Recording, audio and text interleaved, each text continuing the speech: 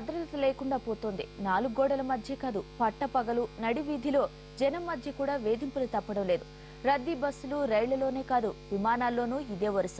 IndiGo airlines లో తన ఇబ్బంది పెట్టిన ఓ వ్యక్తికి తగిన రీతిలో బుద్ధి చెప్పిందో యువతి. ఇంతకీ విమానంలో ఏం జరిగింది? పోకిరికి బాధితురాలు ఎలా బుద్ధి చెప్పింది? మన బస్సులు, రైళ్లు ఎప్పుడూ రద్దీగానే ఉంటాయి. కొందరు పోకిరీలు దీన్ని అవకాశంగా తీసుకుని మహిళల్ని వేధిస్తుంటారు. పేద, మధ్యతరగతి వాళ్లకే ఇలాంటి వేధింపులు అనుకుంటే పొరపాటే. విమానాల్లో ప్రయాణించే ధనిక కుటుంబాలకు చెందిన మహిళలకు కూడా తిప్పలు తప్పడం లేదు. బస్ అయినా, ఎయిర్ బస్ అయినా మహిళలకు రక్షణ లేకుండా పోతోంది. ఇండిగో విమానంలో జరిగిన సంఘటనే దీనికి ఉదాహరణ. బొకారోకు చెందిన శ్రేయ ముంబై నుంచి భువనేశ్వర్కు ఇండియాకు ఫ్లైట్లో ప్రయాణిస్తోంది. ఆమెకు వెనుక సీట్లో సింగపూర్ కేంద్రంగా పనిచేస్తున్న 62 ఏళ్ల వ్యాపారవేత్త కూర్చున్నాడు. ముంబైలో విమానం బయలుదేరిన తర్వాత 2 సీట్ల మధ్య గల సందులోంచి చేయి పెట్టి శ్రేయను తాకాడ బిజినెస్ మ్యాన్. తొలుత ఇదేదో పొరపాటున జరుగుంటుందని భావించి సరిపెట్టుకుంది బాధితురాలు.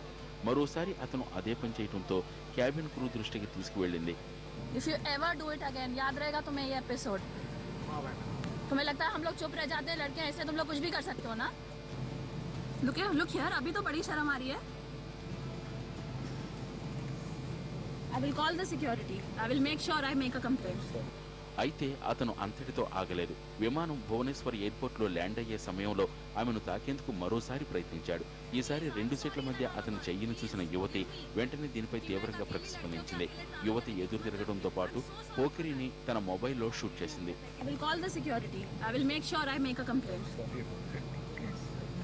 Why please? I am sorry. Please, I am sorry that I'm a girl. Please forgive me.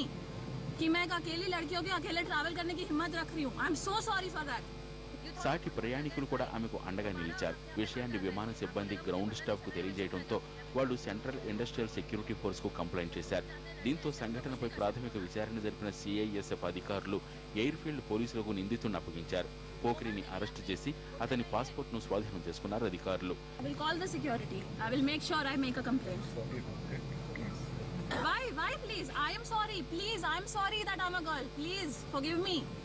कि मैं एक अकेली लड़कियों के अकेले ट्रैवल करने की हिम्मत रख रही हूँ. I am so sorry for that. తర్వాత విచారణకు పిలిచినప్పుడు హాజరవ్వాలనే షరతుపై బెయిల్ ఇచ్చారు. పాస్పోర్ట్ ఆధారంగా నిందితుడు రౌర్కెలాకు చెందినవాడని తెలిసింది. గతంలో సుందర్గఢ్ జిల్లా లద్కటా ప్రాంతంలో ఇటుకల ఫ్యాక్టరీ నిర్వహించాడు. కొన్నేళ్ల క్రితం ఇక్కడ ఫ్యాక్టరీని అమ్మేసి సింగపూర్కు మకాం మార్చినట్టు తేలింది. ఇక్కడ ట్విస్ట్ ఏంటంటే విమానంలో వృద్ధుడి పోకిరీ చేష్టాలని మరో ప్రయాణికుడు తన మొబైల్ ఫోన్లో రికార్డ్ చేశాడు. దీంతో నిందితుడికి బుకాయించే అవకాశం లేకుండా పోయింది. అడ్డంగా బుక్ అవడంతో తప్పించుకోవడానికి క్షమాపణ కోరినా యువతి మాత్రం వెనక్కి తగ్గలేదు. కంప్లైంట్ ఇచ్చి అతని ఆట కట్టించడమే కాదు, సమాజంలో పెద్ద మనిషిగా చలామణవుతున్న సదరు పోకిరిని మొబైల్లో షూట్ చేసి అతని బండారాన్ని ఇంటర్నెట్కి ఇచ్చింది.